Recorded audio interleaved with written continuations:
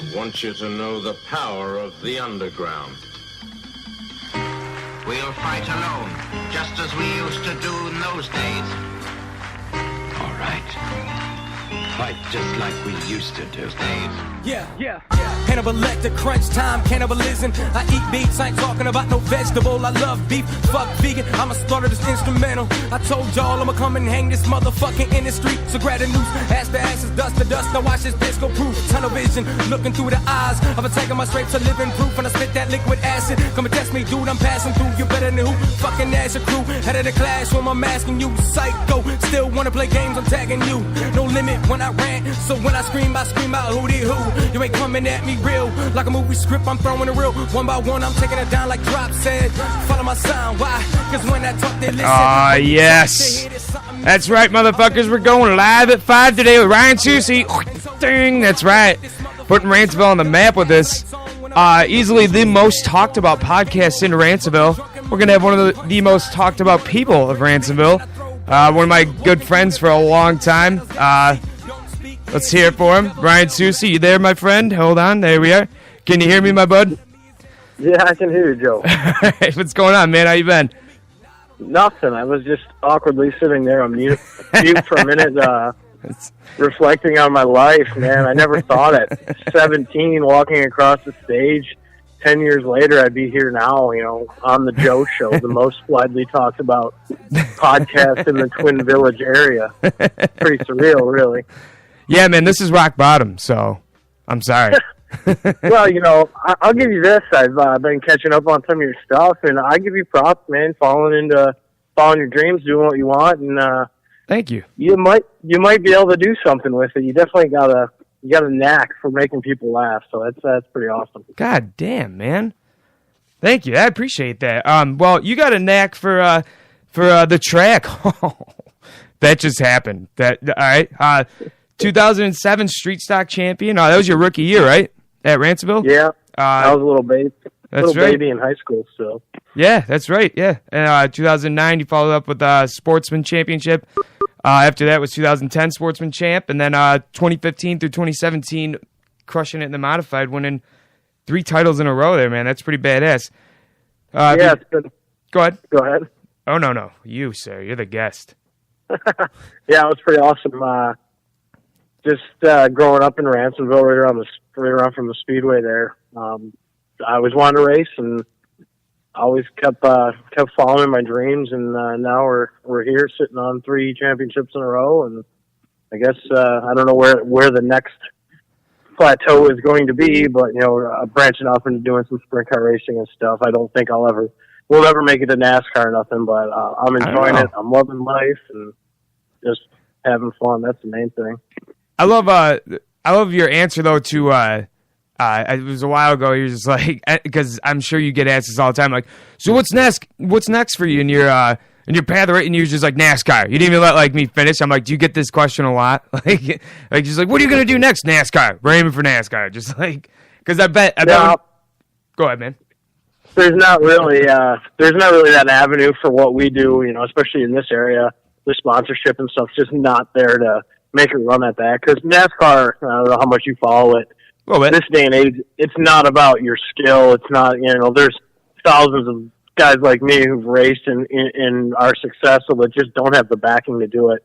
If you're ever going to make it to NASCAR, you've got to have millions of dollars behind you coming into it just to get an opportunity. So that stuff's not realistic, but I had an opportunity this year to race some World Outlaws, which is like the NASCAR of dirt racing. Right. So that's probably the pinnacle for me. We actually got a top 10 in that. So racing with those guys really was, like, for me, a dream come true to be out there. And you did a PowerPoint on them in like 9th grade or something like that, technology class. You were doing World of Outlaws, and I didn't even know who they were at that time. And so yeah, I know you've been like following them for a long time, and that's pretty badass. You got to race with them, man. That's cool. How was it? What any good stories from that? Any for our race fans here? If you're just tuning in, we're here with Ryan Susie, 3-time modified, 2015 to 2017, 3-time in a row champion at Ranceville Speedway.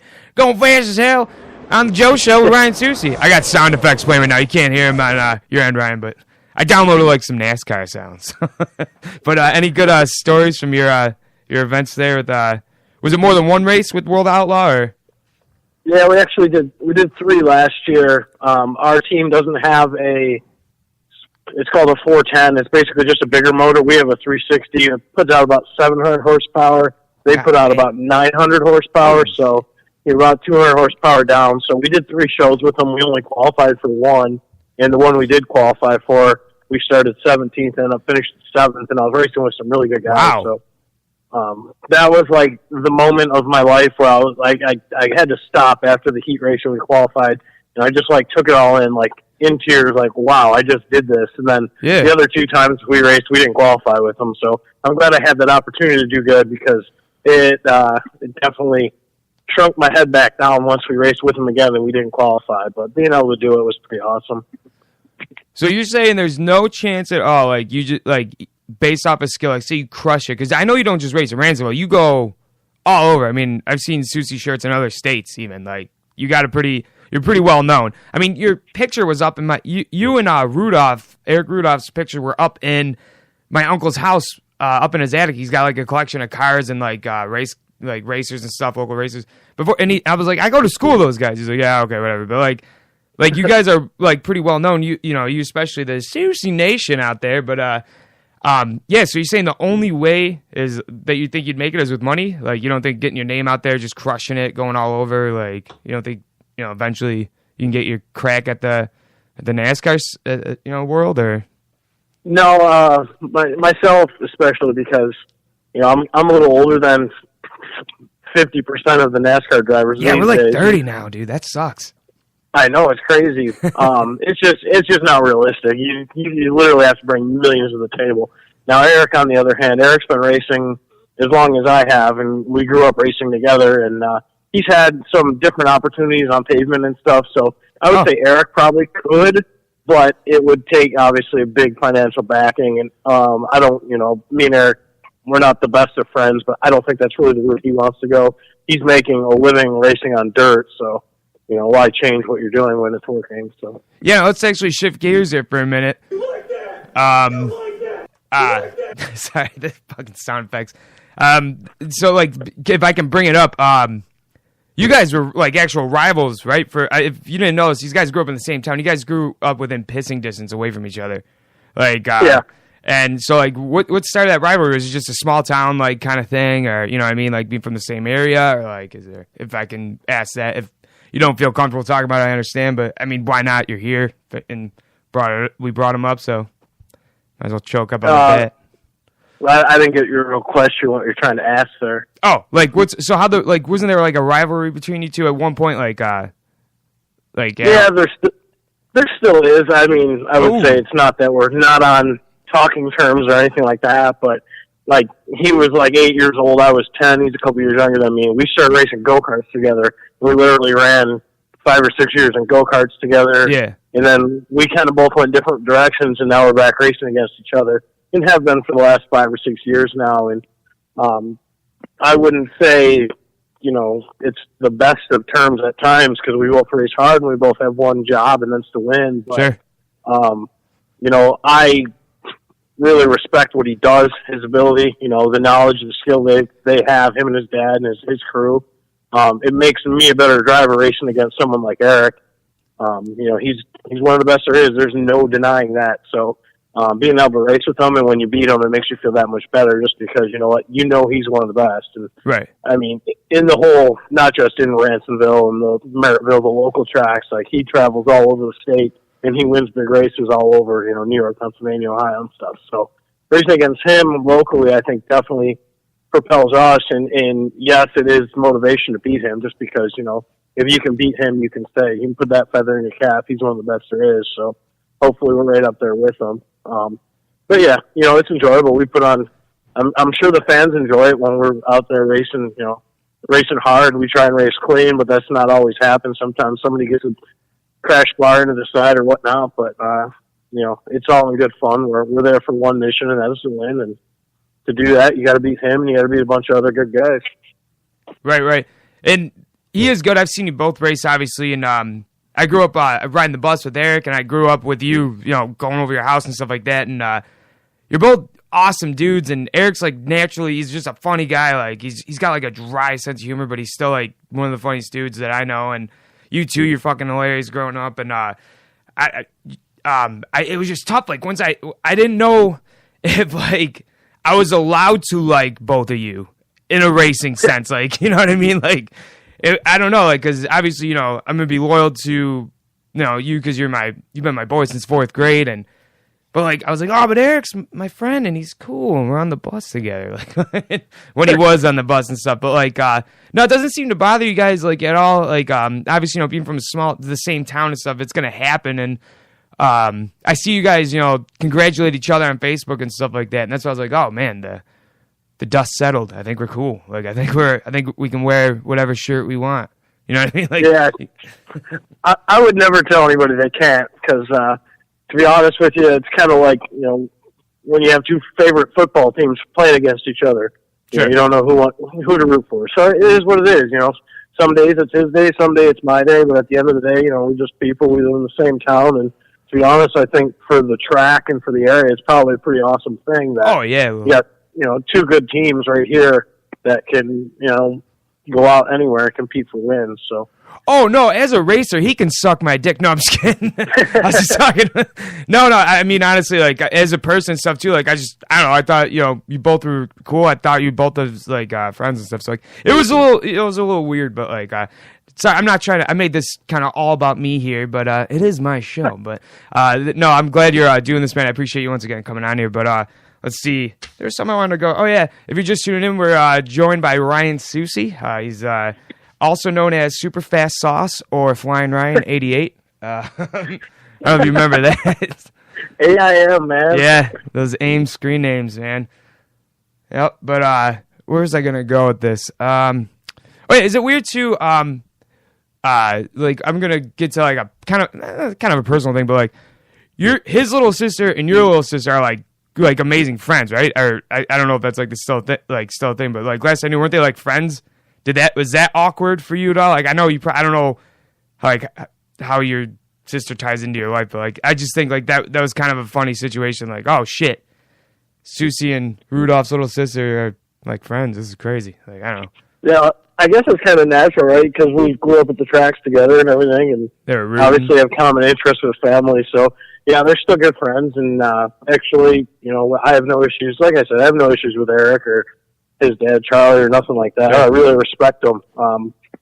I don't know Eric personally, like real good personally. We've never hung out or nothing, but I'm sure he's a pretty awesome kid, and I obviously respect him and everything he does. That's for sure. Now you mentioned wait a like I took like a gossiping like, so what do you think about their sisters being friends? And he still turned it into like a professional sounding answer for it. So good job, man. You've definitely done this before. Yeah, may I say, once I was on the phone, normally when I have phone guests on, I try to prep him up and get ready for the show. And as I was talking to Ryan, he's like, "Oh, I've done a few of these before," and so he's been, you know, you've done actual radio before, is what you should have said. So, but I appreciate it. It made me feel good. It made me feel on the level. Matt Crowley's checking in. What's up, Crowley? We got a chat board with this thing. I don't know if you said you listened before. I appreciate that, and but you can chat on these live episodes and stuff. So. Matt Crowley says, "Heidi ho, bitch," and that's the fans of the Joe Show chatting in. So, what's up, Matt? He's a scientist. I know my little sister was asking about what the name of the app was, so you might have a new listener. Oh, excellent. And, my buddy Ricky, he's my crew chief. Oh, nice. We were going to I don't know, parts store or something this weekend, and I had one of your episodes on, and me and him were dying. So really? I think you're slowly. We're going to get you some more listeners here, man. I think one day we can make this thing go viral, and you can be a internet sensation. I appreciate that. Can I put a sticker on your car? I'll pay for it. I mean, yeah. I mean, the size depends on the sponsorship, but okay, excellent. Yeah, I mean, where can I put it? How do I get like the main like?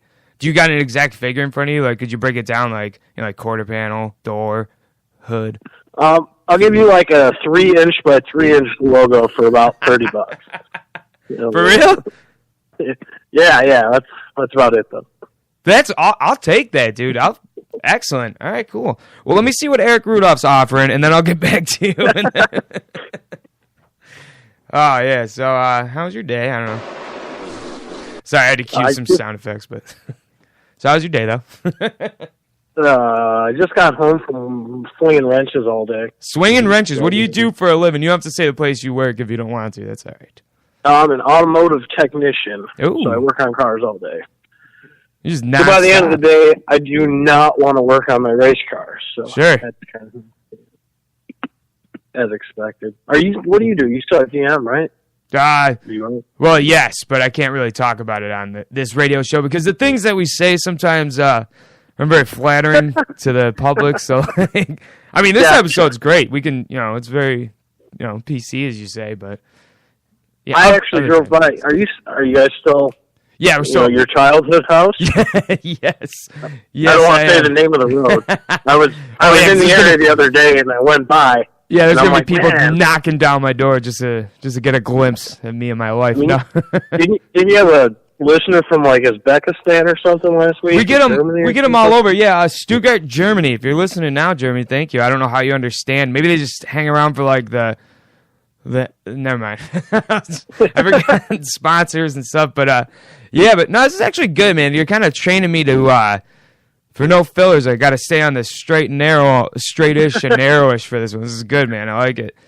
But yeah, no, we get them sometimes from all over. I go through this website called Spreaker, and they just you pay them a monthly fee, and depending on how much money you put into it, just like anything, is how far like they'll pump you out and stuff like that. And all over the world, pretty much people listen. So yeah, who knows? You can be on in Virginia right now. I'm looking at the figures in front of me. I got them up, and yeah, Stuttgart, Germany only makes up like 2% of last week's listeners, so it's probably like one guy. But like, yeah. And then the rest is like Virginia, San Antonio, obviously Buffalo, just all over. So, and a lot of California because we had Chris King on last week, so he pumped in the Californians and stuff like that. So, which if you didn't listen to that last episode we did, it was pretty good. It was kind of a cluster, but it was entertaining to say the least. I made it through about half of it. Yeah, it was long. I'll listen to it on my way to work and on my way home from work. That's only a half hour. So you get into the 2-hour shows, I can't hear it all. I got to do it every couple of days. So. I appreciate that, man. That's awesome. I know we're getting, because it's only been recently since we've been doing these weekday shows, like these where I'm not like, on a panel, quote unquote, with a bunch of my friends all wasted and stuff. So like I'm trying to do this thing the right way, and so far it's been turning out pretty good. We got a good following going. People didn't even know I had a show for the most part. And like it's like, oh man, I've been doing this for like 3 years. So like, and I don't feel like I'm getting any better at it. But you saying that you enjoy it, man, I appreciate that. That's awesome. But yeah, and you barely said anything real bad today, and you're sounding good and professional, man. You got follow it, keep following it, keep pushing it. I appreciate it, man. We're 20 minutes into this, and I haven't talked about the usual. Like abortions and stuff. Can I say that? Is that going to upset someone? No, but yeah, it's weird, man. I like it though. I appreciate it. Oh God, yeah, there she is. There's your sister. She's commenting. Oh God. Oh, and Matt Crowley gave us a 10 out of 10 professionalism. Thank you, Matt. And he's a scientist, and I'm pretty sure an atheist. I don't know. I'm just putting words in his mouth. But yeah, if you're just tuning in, we got Ryan Susie. Yeah. You can't hear it, Ryan, but I got the most bitchin' sound effects. I downloaded for you just today. So, but yeah. So I had a couple questions. People at my work know you and stuff, and I had a bunch of people saying they were interested in tuning in on this. But they had. I asked if anyone had questions, and my one friend said, "Why is he too shitty to race on pavement?" And I was like, "No, he races on pavement. Why don't you eat it? Why don't you eat a nutsack?" As I would say, but you want to answer like what you do race on pavement, right? You have raced on or do you just prefer dirt? How does that go? Well, the type of cars that I race personally are dirt specific. Sure. And then like some of the other stuff that I have raced, sprint cars and such, they're pretty much only on dirt. I've done some TQ midget racing on pavement and indoors, which is basically just like a little car midget. You get it. And it's got like a motorcycle. It's got a motorcycle engine on it, like a 750. Okay. So we've done some of those on pavement. How do you like that?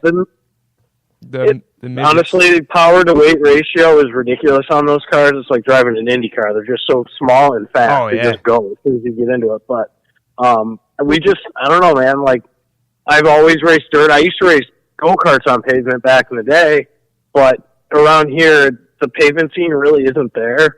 Yeah. As expected, the tires wear out a lot quicker because you're on pavement. So you'll be putting 4 new tires on the car a night, where on dirt we're only putting usually 1. So, obviously the cost is substantially lower just on tires, Sure. and the pays are about the same. So why would you race something that you can make more money at, Sure. or as much money at, and race more often? Because there's a lot more dirt tracks and stuff in our area. I didn't know you were in it for the money, man. I thought you were in it for the race, but I guess not. No, I'm not in it. I'm personally not in it for the money. No, I know. But I can do a lot more racing for the money we have. Right. Kind of what, and it all comes down to dollar signs. Yeah, absolutely. Somebody's got to pay for this stuff, and most of it, sponsors or my parents or, whoever I'm driving for, that's how we go to races. All right, this race pays this much money to win, this much money to start. If we buy 1 new tire, we can pay for fuel and we'll cover our costs. Right. So that's a good night. If we're having to put 4 tires on the car every night. Oh, yeah. How much does a tire run you? Like, for $180. You're probably putting 1 new one on a night for Ransomville. Jesus. $180 a tire. Yep. That's fucked. Yeah, because I'll ride my tire. That's about how much, truck tires cost. And, your standard, like Chevy 1500. And then I'll ride those bitches out for like 3 years until there's like wires sticking out because I don't feel like putting that on, every year. You know what I mean? So I couldn't imagine replacing that a full set every damn race. Dude. That'd be I don't blame you at all. Is there like a difference in like following? You think like fan wise? Do you think the fans of dirt are more loyal than like the pavement fans? Or like, is there like anything? Is it 2 different worlds or anything like that? Just for people who aren't like into racing or anything. Like, is there is it 2 different worlds? Like the pavement dudes talk shit about dirt dudes and vice versa. Or like, I think there is some of that. Some people prefer the dirt. Some people prefer the pavement. I think most of the really good drivers, the better drivers, can go back and forth and not have a problem. I think it's easier for a dirt driver to transition Tony to Stewart. pavement. Yeah, and that's a perfect example of guys like that. They can run both and be fine. I think some guys struggle with the pavement guys going to dirt just because obviously there's more car control involved. Okay. But I think fan-wise, yes, it's a whole different breed of racing on pavement as opposed to dirt. Dirt, you're generally 2, 3, 4 wide racing, where pavement's generally single file or maybe 2 lanes. And you'll see a lot of guys doing like conservation when they're racing because they have to save their tires because they wear out so quick. So you'll see guys waiting till the end of the race where it's kind of not as interesting as a dirt race that's shorter and they can just go hammer down right from the green. That's why I like the sprint car racing. If you've never really watched sprint car racing, you got 25 laps and it is just go, go, go from the green flag. Hammer down. Oh, yeah, man. And, I don't know. I prefer dirt. I think it's just more interesting. No, that was a good answer, man. I mean, I was kind of pulling that question out of my ass, and you just like once again, great response. That was awesome. But I gotta say too, now your rookie year you ran street stock and won it, which is pretty badass. I think street stock's one of my favorites. I don't know why, it always just has been. What do you think? What's your feeling about that? Did you get out of that just because I hear like it costs some or you don't? There's like no money in it, and like it costs more than anything to race in the street stock. Then it's not like an affordable. Like okay, it's not like the most expensive to race, but like there's no money in it to be able to like maintain your vehicle and be able to. Is that true? Like is that why you got out of it, or do you just want to keep progressing and moving up? Like. Yeah, basically at that point, I didn't even really want to race street stocks. I wanted to move right up into another division, but there was only so much money on the table to do something. So when I moved into big cars, we went to street stocks because that was the lowest division, the cheapest division to get into, but also the lowest paying division. So luckily we were able to have a good year and we won the championship. And that got me some sponsorship, got me noticed, and that's when we were able to make the jump up to the next division, which was the sportsman class, which essentially is the same class I'm in, but they run a different motor. They run like a GM crate motor, which is $3,000, brand new. Everybody runs the same thing. Where now in the modifieds, that's 600 horsepower, twice that of a Sportsman, and well over twice the price of a Sportsman motor. So, Sure. Just the street stocks was fun, and it was a stepping stone just because it got me noticed and got the sponsorship I needed to progress. Okay. All right, I like that. Once again, great answer. So where were you in 2008? You went right to Sportsman after your first year of street stock, right? You may have just said that. I don't know, but yep. Okay. Yep, that's where we went to Sportsman. Okay, and then it was Scotty Just, right? Wasn't he in there? Yep. That's right. That dick. No, I'm just kidding. I like Scotty. Yeah, but yeah, you were great, man. It was just so cool, like just watching you freaking. Like I went to one of your go-kart races. I think in would 06. Does that sound right? Was that your last probably. year? Yeah, and then you just murdered it, and even then you could just tell okay, I think it was a pizza log event or something like that, and it's dude, this guy's he's gotta get out of go-karts. It's time. And then sure enough, you got on the track, man. You got up in the big leagues, at least of Ransomville, and then you just showed him how it was done. It was unbelievable to see because I knew Jeremy Wilson at the time, and I don't know if I think he was racing with you at that time and in street stocks, and you were just pissing off guys that were, older and have been doing it for so long, and he just smoked them, dude. It was great. I don't know, it was just cool to see, someone I go to school with and someone I've been close to, just all this, the success that you've, and all the accolades you've earned and stuff, man. I'm just very proud of you, dude. And you just, I want you to know that if something were to happen, I'm just know I love you. Yeah, and you know what? I appreciate all that.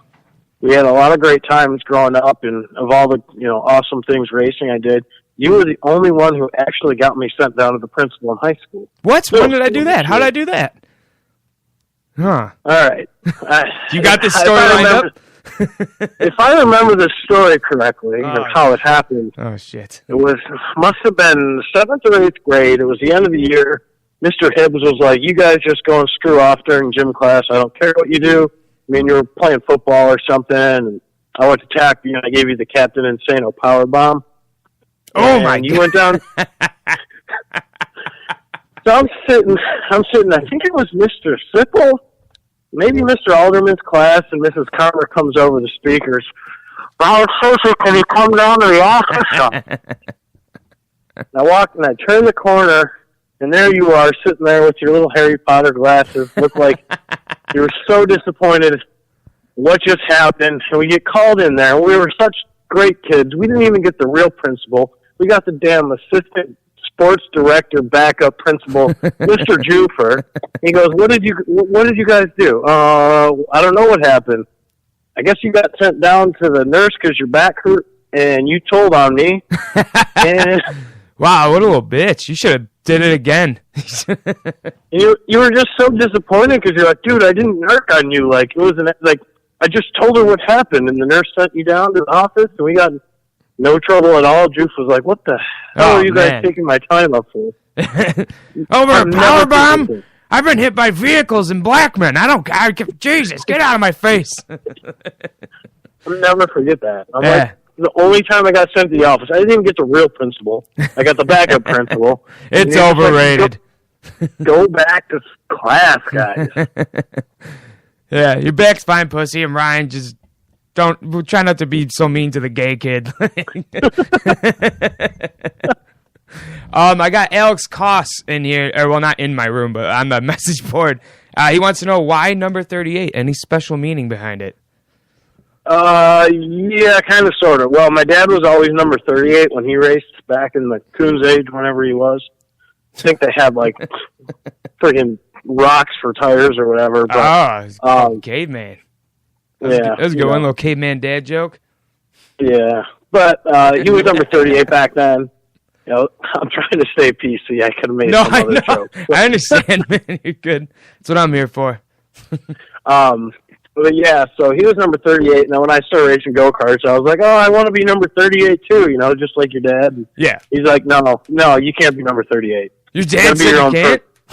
No, he said you can't. He goes, "You got to be your own person. You're not me. Be your own person." All right, so it's at number 88. It was close enough. Right. Right? Okay. So then when I got into street stocks, there was already a number 88. So the only other option was to make it to 38, and it's been 38 ever since. Oh. Well, there you go, Dad. Yeah. Yeah. I've thought about the number change, but I'm like, no, it's me. It's what I am. So. Right. And you got what you wanted in the end, you know what I mean? So your dad raced too then? Is that what you're saying? Yeah. How far did he take it?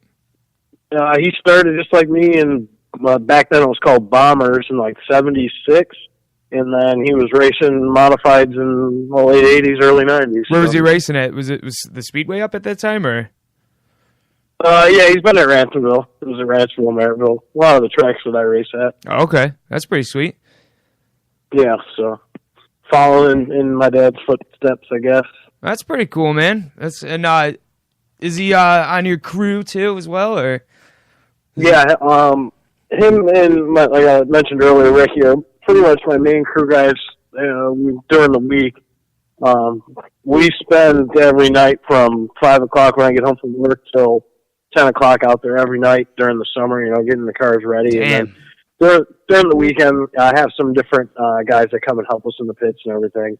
But races are win and lost in the garage for sure. And all the work we put in, it's definitely a lot of the reason why we're had some success. We just, luckily the last couple of years, we haven't had any part failures or nothing take us out of any races that a lot of people have those issues just because we're so meticulous at going through the cars. Right. Yeah, dude. I mean, go ahead, buddy. I was going to say, it's not just show up, put some air in the tires and go race. It's going over every single nut and bolt and checking everything, Yeah. We scale the cars. We got digital scales that measure the weight on all the wheels.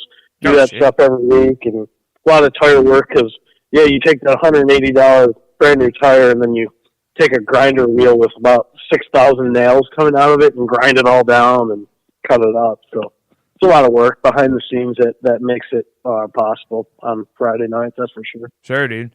And I'll wear your shirt and stuff like that to work or out and about. And there'll be random dudes like, "Oh, you know him?"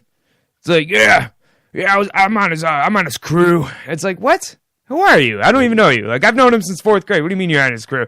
So I think unless you literally have like 50 dudes on your crew, there's just been so many people that probably have been in the pits with you or something like that. And "Yeah, I'm on his crew, so he doesn't call me back, but yeah, you know what I mean, man? I get it everywhere. Not everywhere, but a good amount of times when I walk around with your shirt on, it's like, "Oh, you know Susie?" It's like, yeah. I've been, I've known since 4th grade. We've been through everything together. You know what I mean? It's been, "Oh yeah, I've turned a wrench or two for him." You know what I mean? I don't know. So there's either a lot of imposters or you have too many hands on deck. It's time to start. Just generally not too many hands on deck. So I'm going with loyal fans, not imposters. They're just loyal fans. No, once again, man. Way to make it professional. This is great. I can tell you've done these before. You know what I mean? Well, when you study your whole life to be successful and try and get a job in this industry, you gotta kind of know what you're doing. Yeah, no, you even got like a racer's voice. You got like a southern kind of "I have dip in my mouth" accent going. No, I do not. I do not have dip in my mouth. And I'm from New York. I'm not from the South. So. Well, is there a lot of southern influence inside these races? Do they? Because you go all over. Is there just a ton of hick assholes in there? Spin that one professionally. See what you can do with that. There's a fair bit more of the farmer, backwoods type, but I wouldn't say we never call them hicks. Do they show up on John Deere's and stuff? No. Maybe a side-by-side or two, but no, it's you'd be surprised though. Honestly, you really would be surprised in the pits, the people that you meet, and it's after every race, especially the bigger shows where a lot of people want to come in and see the bigger name guys when they come to town. You get everybody, man. You get the city slickers, the whatever you call them, hick-ass southern types. you get everything. He said it. That's a great. that's a great thing about what we do. It brings so many different types of people together. Like, it's not just the everyday guys like me working 9 to 5 slinging wrenches. It's the business guy that's sponsoring the cars and stuff. So there is a lot of different types of people involved. Hell, your old neighbor JP, he used to come to the races every week. I was just gonna ask if black people are involved because you don't see them too often at the Ranceville Speedway, but there's not that many in Ranceville. There's not that many black people, and I figured, it's Black History Month, and I'm trying to up my black, ratings. And I was like, what better way to do that than bring in a race car driver, a dirt track racing expert on the show?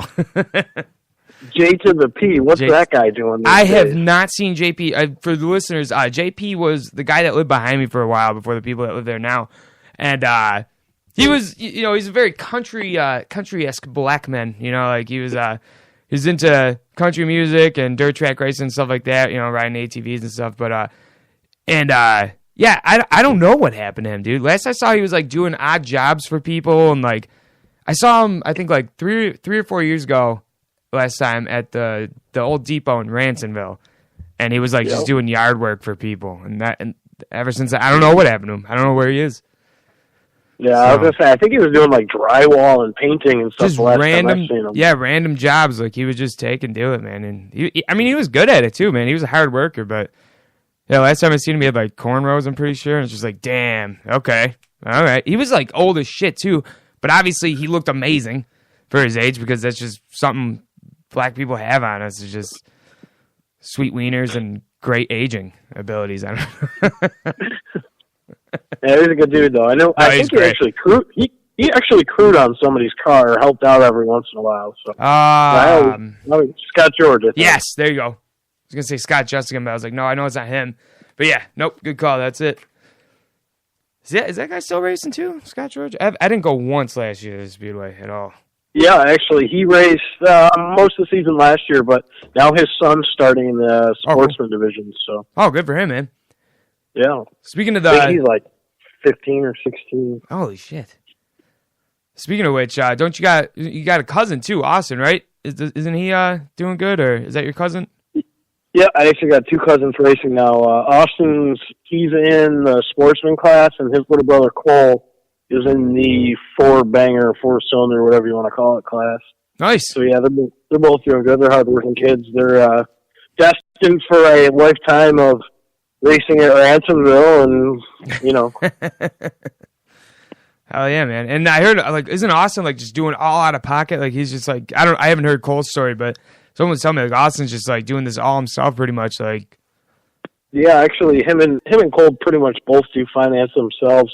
Wow. Which I give him a lot of credit, especially Austin racing sportsman, which is quite a bit more money. But they sell kind of like Brandon there. They selling fruit at market and saved up all their money since they were little kids and slinging tomatoes.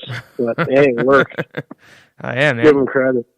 Austin's actually a pretty good welder. I think that's what he does for now. He's a welder. So. Oh, there you go. Excellent. So yeah, I give both those kids a lot of credit because just to be able to do it and go out there and race every Friday on their own dime, especially like Cole's 16 years old, kid can't barely drive. Right.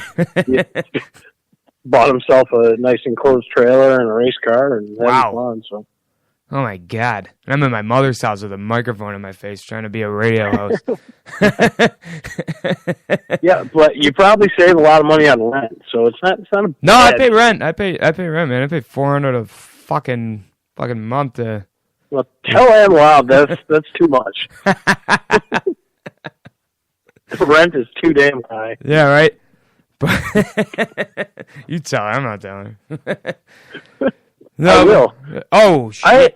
I had to get cursed out by Ann Lob one night after a pretty awesome party we threw because there was burnout marks in the driveway, and me and Mike White were the closest one to the door when she came in. You were the one who did it. No, it wasn't. It was my buddies from the Falls who showed up. It's always the buddies from the Falls. No, you're probably right. I don't remember much, but... I remember just doing the walk of shame at 6:30 or 7 in the morning. There's barely sunlight out, and me and Mike are shoveling the stones back in the driveway. I know, dude. I was pretending to be passed out while you guys did all that work. I remember listening in on that. That was I appreciate that. Yeah, you're welcome.